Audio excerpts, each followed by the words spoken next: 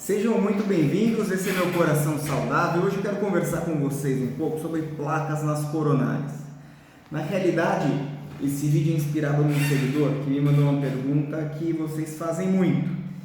E faz muito sentido a pergunta dele, mas eu preciso construir um racional para você entender. A pergunta é: placa na coronária, como que eu faço para descobrir se eu tenho uma?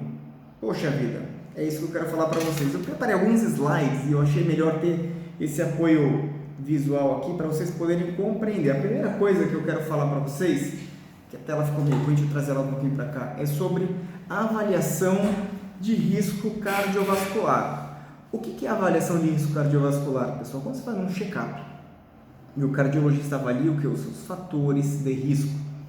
O que nós tratamos muito no consultório cardiológico é risco de infartar. Então, veja que é um conceito complicado para a gente trabalhar, porque as pessoas às vezes não conseguem abstrair. Mas risco, entenda-se que tem uma chance disso acontecer, não significa que vai acontecer. Mas conforme você aumenta o seu risco, isso vai aumentando. A gente tem várias formas de a gente falar isso. A gente fala isso a partir dos fatores de risco. Quais são os principais fatores de risco para infarto? Tabagismo, idade, problema de colesterol, alteração da glicose, doença renal, doença autoimune, hipertensão arterial, obesidade, idade, genética. Então você constrói, existem modelos matemáticos que a gente chama de scores, a gente tem vídeo sobre isso, para a gente poder falar se o risco de infartar é pequeno, médio ou alto. A partir daí, espera-se que seu cardiologista fale para você o que fazer com esse risco, tá ok? Mas esse é um outro pacote para cada paciente, então isso é uma coisa que acontece em consulta cardiológica, tá? O que eu queria mostrar para vocês, isso daqui é muito importante, é o desenho esquemático de uma placa de aterosclerose. Veja que a placa de aterosclerose, ela tem isso daqui que é uma cápsula fibrosa, é um tecido como se fosse uma cicatriz, tá? Um tecido mais grosso, assim, mais espesso, tipo uma cicatriz. E dentro você tem um núcleo lipídico, mas ele não é gordura parada aí. Ele também não é colesterol parado aí.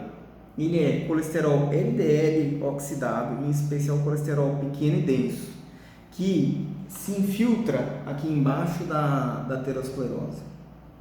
E, aliás, do endotélio antes de virar aterosclerose. Aqui ele gera uma reação inflamatória. E aí essa reação inflamatória forma esse núcleo lipídico inflamatório, tá ok? Então, é esse núcleo lipídico inflamatório que começa a liberar mediadores inflamatórios para o seu organismo e a gente chama de inflamação crônica de baixo grau. É em associação com outras inflamações crônicas de baixo grau que você pode ter no seu organismo, como por exemplo no intestino e no fígado, no caso da esteatohepatite não alcoólica, por exemplo, né? Ou na alteração, por exemplo, de desbiose intestinal, que até favorece, tem associação também com a esteatose e também tem associação com a aterosclerose, a depender do tipo de desbiose. O que acontece é que esse núcleo lipídico inflamatório, quanto maior ele está nessa placa, maior o risco dela infartar, ou seja, maior o risco de formar uma lesão em cima dela. Essa cápsula fibrosa, que com frequência é fina, a gente chama de placa instável quando essa cápsula fibrosa é fina, ela se rompe, expõe esse núcleo lipídico e forma um coágulo que tampa a artéria. É assim que funciona o processo de infarto. Então, primeira coisa é, as placas de aterosclerose não são iguais. Então, para o mesmo paciente, de acordo com os fatores de risco, se eles estão compensados, se eles não estão compensados, a placa pode ser estável ou instável. Isso é muito importante você entender, porque não necessariamente a placa ela está instável. Então, você não tem uma necessidade de intervenção igual nos dois perfis de paciente. E aqui, pessoal, é só um desenho esquemático, eu peguei isso aqui na internet, mostrando desde uma artéria normal que vai progredindo a aterosclerose com a formação de uma cápsula fibrosa, um núcleo lipídico, e aí ela se rompe, e aí quando ela se rompe, você tem aqui a formação de um coágulo. Esse coágulo que se forma vai aumentando até que ele fecha e aí você tem o quadro do infarto agudo do miocárdio. Então é essa placa que se instabilizou que te levou para o infarto agudo do miocárdio. Então isso é muito importante para você entender. Mais um desenho esquemático.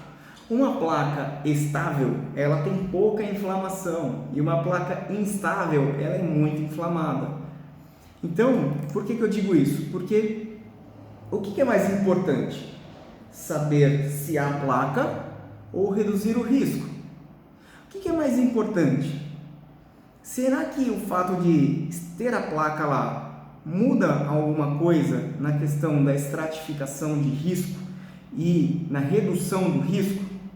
Nem sempre. E é por isso que, eventualmente, você precisa vencer a sua ansiedade para saber se tem uma placa lá. Porque tem pacientes que não têm placa hoje e que podem infartar amanhã, porque eles têm estrias gordurosas, ou ele pode formar um coágulo na coronária. Enfim, você tem tantas possibilidades que aí você tem a necessidade de intervenção, porque o risco cardiovascular não necessariamente vai depender da placa, ainda mais se essa placa é estável.